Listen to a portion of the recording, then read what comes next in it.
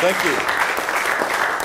Thank you, Dan, to the members of the legislature for your steadfast support for moving forward in Missouri. It's a joy to be here. I love this room. This mural is phenomenal. And right behind you, I'm not pointing at you, I'm pointing at a kid. It's a funny picture, of course. Apparently the guy showed up recently, said, I'd like to see my picture, and no one knew what he was talking about. He's an 80-year-old man, and he wanted to see himself getting his butt cleaned, I guess. And there he is. What's interesting about this mural as it relates to education is that the organizational model that we have today for educating a generation of students that are going to hit a wave of technology, the combination of artificial intelligence, the mining of big data, the revolution of automation is radically changing the world that we're moving in. No one's there. That's not going to change. But it's fascinating to me and frustrating to me that the governance model for educating children in the world we're moving into, that we're already there in fact, is the same one that that child lived in 110 years ago. Think about that.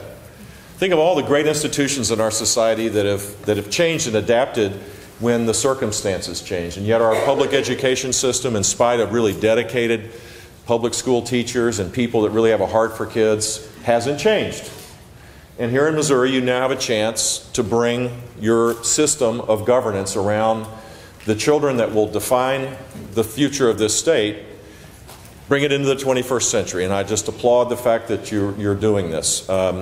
It's interesting, I was governor of a state, I was the first Republican governor with a Republican legislature since Reconstruction.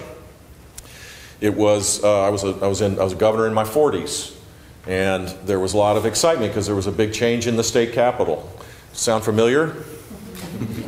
So what we did at that time was we created accountability around our schools. We graded schools A through F. We created the first statewide voucher program in the country. We created rewards for improvement of public education with a school recognition program that is now the largest bonus program for teachers inside public schools.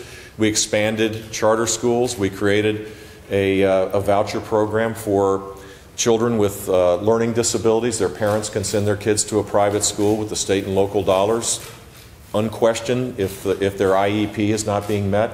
And we've created the largest virtual school in the country and the largest corporate tax scholarship program in the country. And here's what I know, because I've seen the future. It's Florida for Missouri. Everything gets better. Public schools get better when you provide parents choices. It doesn't get worse, it gets better. We were at the bottom in terms of learning gains, which is the only thing that matters. And now we're, in some areas, leading the nation. In other areas, we still have a long way to go. I come here simply as a person who believes passionately that every child could learn, that it's up to politicians and teachers and business leaders and everybody, moms and dads, everybody, to organize their lives around assuring that every child reaches their God-given abilities. We're on the precipice of the greatest time to be alive, but we need to make sure that more than a third of our children are college and or career ready at the end of the K-12 journey.